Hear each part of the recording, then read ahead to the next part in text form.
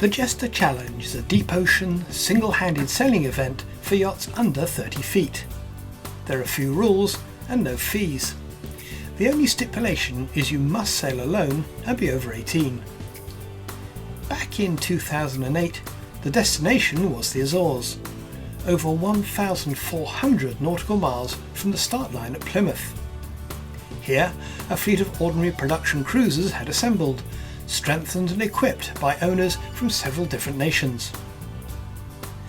Amongst them was Russian national Alexi Fedoruk and his wooden rebuild Fazon. I was covering the event for Practical Boat Owner magazine, and although he was busy with pre-departure repairs, Alexi kindly invited me aboard. As is typical of the Jester Challenge, some of the stories are quite remarkable. I'm with Alexi, who sailed for 21 days non-stop from St. Petersburg to be with us for the start. Alexi, what does Jester mean for you?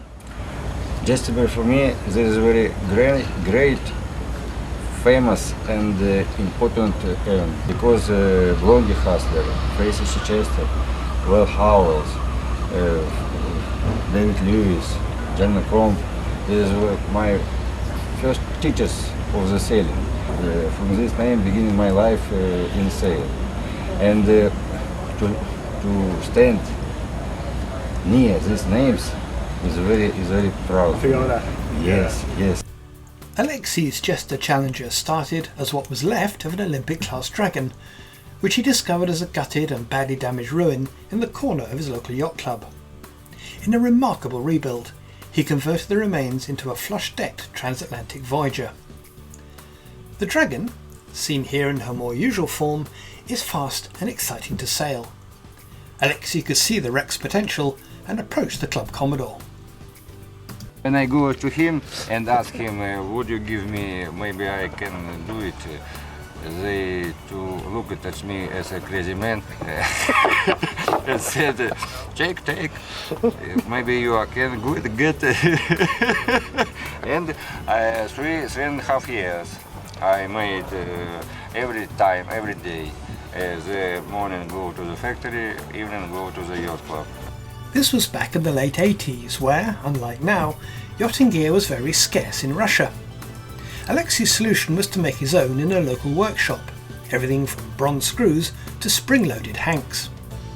When I beginning to make my yacht, we are in my country don't know. We don't have the ships with fishing and materials for yachts, and so must be made myself. Many of the Jester boats have been modified from production hulls and prepared for deep-sea voyaging. This is often done on a very tight budget and with a kind of ingenuity inspired by self-preservation. So we asked, how much did the Fazon rebuild, launched in 1987, cost Alexi in total? I have bought this yacht for 6,000 rubles. But when I have bought this boat, this money you can get only 1 month in work. The Jesters are a friendly bunch of enthusiasts who love to talk boats. They share the camaraderie of a common frenemy, the sea.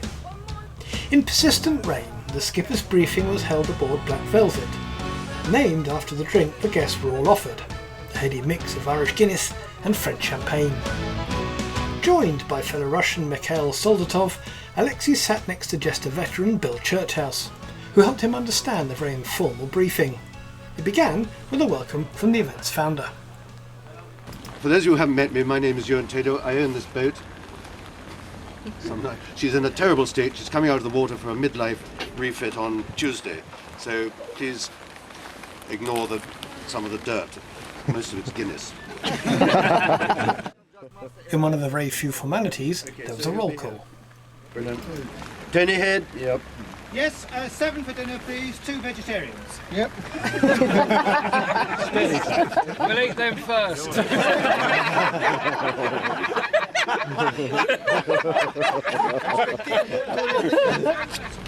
You all know where the finish is. It's in the Azores. It's in the Azores. But I would warn you, in case you don't have an album to chart or it's an old chart, there is a buoy just south of the North Mole, And I'm strongly advised by Anne and everybody else who's been there, for Christ's sake, leave it to starboard. That's when you're going in. And in case you haven't seen it, that's today's Saturday's synoptic chart. What's that mean? Pretty good, and probably northerly winds. Sorry? Very little wind from the north. I don't know, you're the seaman. The sea is blue. The sea is blue. Right, well, there are 39 starters, declared starters. There are no prizes, as you know. The prizes are amongst ourselves and whether you did better than your friend in a similar boat.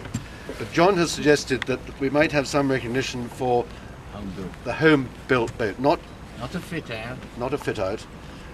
Is anybody sailing a genuine home-built boat? Alexi's boat. Alexis boat. Yeah. And you? Oh, sorry, Alexi. Yeah, Alexi. Yeah. It's a nice boat. Homemade. Yeah. John has offered a crown, a silver crown, for the next how many races? For the next 10 races. Next 10 races Oh, for the first home-built boat home. And that doesn't mean a GRP fit-out or a coat of paint or whatever. It means a genuine, proper. All you've got to do is in any material. In any material. Well, so if you finish, you've got a silver crown. Well, I think we thank John for that.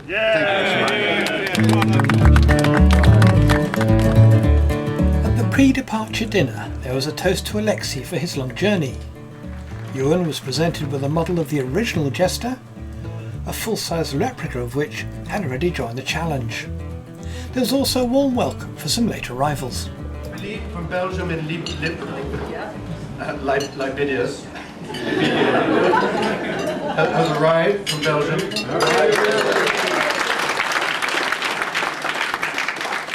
But as you know, we had a guy who wanted to take his fiancée and, well, we've done that story.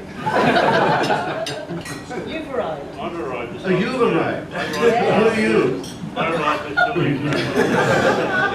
at Nick British. Sorry? Nick British. What's your name? It's Dog in the Trapper.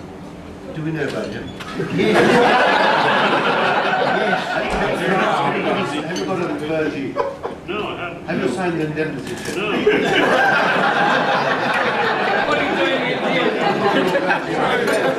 Welcome to Nick Bridget.